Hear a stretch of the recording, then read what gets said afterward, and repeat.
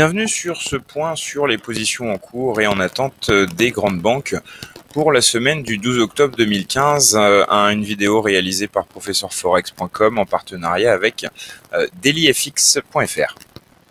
Alors, tout d'abord, avant de commencer, c'est un rendez-vous hebdomadaire, mais pour les nouveaux arrivants, on va rappeler de quoi on parle. On parle du portefeuille des banques, c'est un des services édités par professeurforex.com, dans lequel on compile et on suit les positions en cours et en attente des grandes banques sur le Forex. Différentes sources d'informations nous permettent de glaner certains ordres, certaines positions prises par les banques, certains conseils donnés aux clients des banques, et on compile tout ça dans un portefeuille.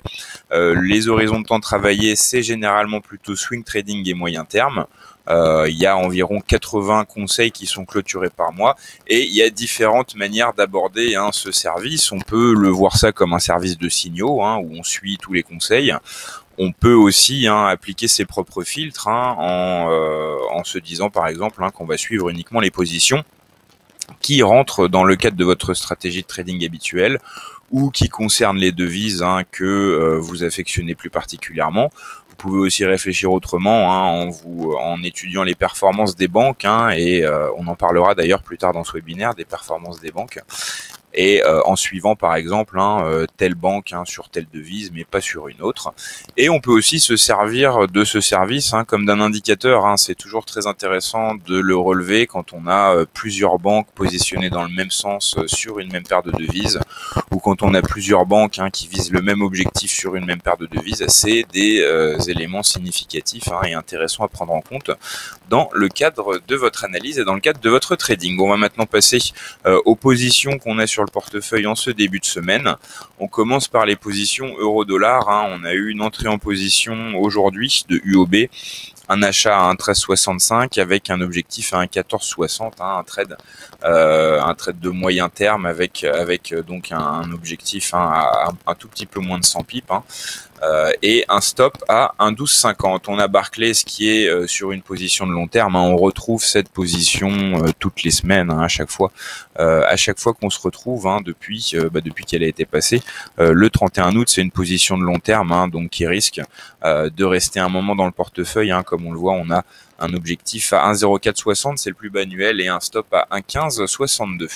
En fin de semaine dernière, on a également eu un ordre en attente qui est entré dans le portefeuille de Morgan Stanley, comme on le verra plus tard, qui est la banque la plus performante du portefeuille. Donc il y a un ordre limite d'achat. Morgan Stanley attend une baisse de l'euro-dollar à 1,1240 pour pouvoir se positionner à l'achat avec un objectif à 1,15. C'est un trade de court terme à contre-tendance, en tout cas selon l'avis de Morgan Stanley, parce que Morgan Stanley continue d'afficher un avis baissier sur l'euro-dollar à moyen long terme. Et là, simplement, elle affiche un trade tactique haussier pour profiter des mouvements au sein de cette tendance baissière. On a aussi pas mal d'ordres, pas mal de positions. C'est des positions en cours en ce qui concerne le dollar contre le yen, avec des avis divergents quant à l'issue de la consolidation actuelle. Si on prend un graphique du dollar yen, on voit que la situation est très incertaine actuellement. On a plusieurs banques qui sont positionnées sur la paire. On en a 3 à l'achat, 2 à la vente. Il y a pas mal d'ordres récents, Crédit Suisse et Danske Bank qui sont rentrés l'une à la vente et l'autre à l'achat la semaine dernière, et Danske Bank qui est rentré à l'achat ce matin. On peut s'intéresser, on a pas mal de positions, là on a 5 positions en cours, donc on peut essayer de faire des consensus. Donc des consensus sur le sens, il y en a pas, et sur les objectifs parmi les acheteurs, on n'a pas vraiment de consensus non plus, ni parmi les vendeurs. Donc là on peut pas vraiment tirer de conclusion, mais justement c'est une conclusion en soi, parce qu'on voit bien que les ordres sont très divers. On a des positions de court terme, de moyen terme, des banques à l'achat, des banques à la vente. Les stops et les objectifs sont très éparpillés.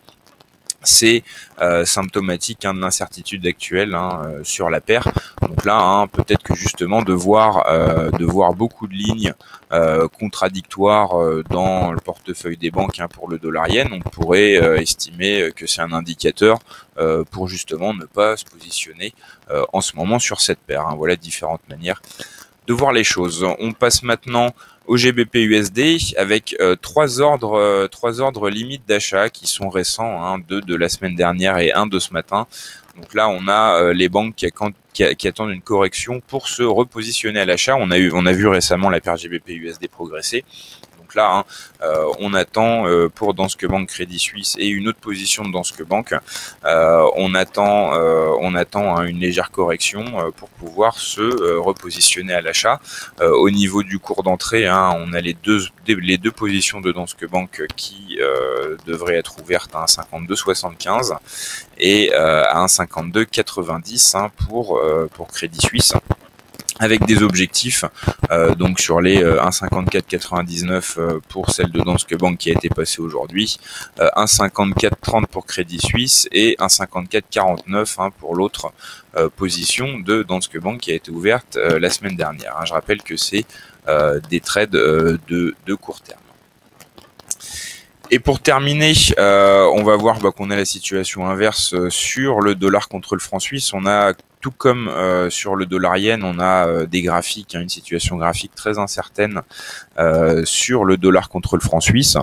Et on voit donc que là, hein, les trois banques hein, qui ont positionné des ordres limites dans le portefeuille, dont deux qui l'ont fait ce matin, hein, attendent une légère remontée pour se positionner à la vente hein, à 0,9660 pour Danske Bank, 96,70 pour Crédit Suisse et 97,30 pour Morgan Stanley. Encore une fois, ces trois ordres de court terme ici aussi.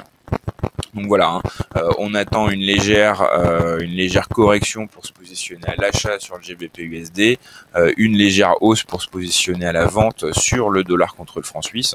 C'est donc un des scénarios à surveiller pour cette semaine. Voilà, on a dit qu'on allait parler également hein, des performances du portefeuille des banques. Ça, c'est des choses qu'on va publier très rapidement sur l'espace membre hein, du portefeuille des banques, justement pour pouvoir vous aider à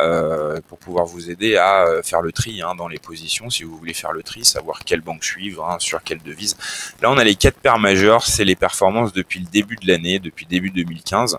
Le classement des banques hein, pour chacune des paires majeures. Donc on voit que la meilleure sur l'euro-dollar c'est Crédit Agricole, que la meilleure sur le GBP USD, ou plutôt la moins mauvaise hein, si on voit les performances, c'est JP Morgan. On voit sur le dollar yen que la banque qui a le plus encaissé hein, depuis le début de l'année avec 488 pips, c'est Merrill Lynch. Et sur le dollar contre le franc suisse, Morgan Stanley qui est loin devant hein, avec 1449 pips d'encaissé depuis le début de l'année. Donc là, on peut déjà hein, construire des systèmes de trading hein, très simples hein, vis-à-vis de ces performances. On peut se dire, c'est une réflexion vraiment très simple et schématique, mais c'est pour vous illustrer le sens dans lequel il faut réfléchir. On pourrait se dire, voilà, on va suivre Crédit Agricole sur l'euro-dollar, Merrill Lynch sur le dollar yen, Morgan Stanley sur le GBP USD et Morgan Stanley également sur le dollar contre le franc suisse. Hein. On va suivre la meilleure banque hein, pour chaque paire de devises. Ça peut être une manière de voir les choses. On va maintenant rentrer un peu plus dans le détail. Enfin, on va compléter, hein, cette présentation des performances. Là, on était sur les 4 majeures.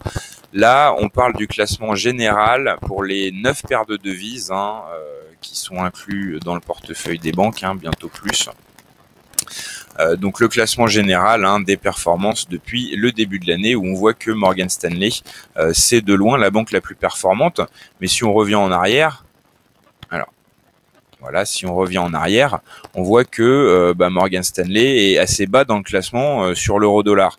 Donc si on s'en tient au fait que Morgan Stanley c'est la meilleure banque et qu'on suit ses positions euro-dollar, on peut être déçu parce que c'est même elle qui a été la plus mauvaise hein, sur l'euro-dollar depuis le début de l'année. Et pourtant, au classement général, hein, c'est la meilleure banque en performance totale. Hein. D'où l'intérêt de creuser dans les performances des banques hein, pour se constituer son propre portefeuille au sein du portefeuille avec les banques qu'on suit, les banques qu'on suit pas, etc.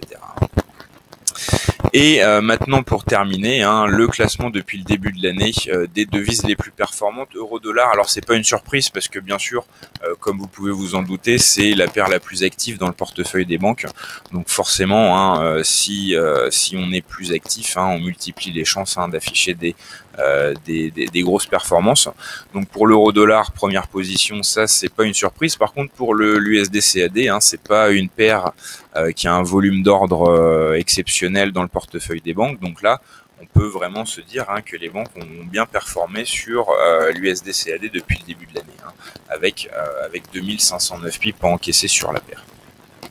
Donc voilà, hein, la dernière, et on a au final, il y a au final, hein, que 2 paires, hein, si on prend en compte tous les ordres, hein. On a dit au début du webinaire 80 conseils clôturés environ par mois. Si on prend tous les ordres, hein, il y a que 2 paires de devises, hein, qui s'affichent en perte. Voilà pour cette présentation des ordres des banques, hein, pour ce début de semaine et ce petit point sur les performances. Chaque semaine, on rentrera un peu dans le détail des performances, hein. Là, on a fait un classement des banques sur les 4 paires majeures et le classement général des banques et des devises. On peut présenter les données, hein, de plein de manières différentes et donc s'amuser chaque semaine, hein, à essayer de tirer des conclusions. Quelle est la meilleure banque sur telle paire de devises, etc.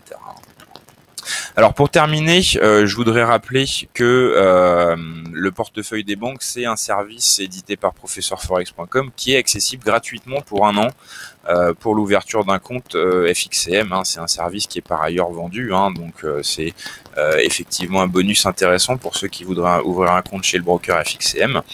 Et que vous retrouvez cette vidéo, hein, tous les lundis pour le point, hein, sur les positions des banques et leur performance. Voilà, bon après-midi à tous et rendez-vous la semaine prochaine pour un nouveau point sur les positions des banques.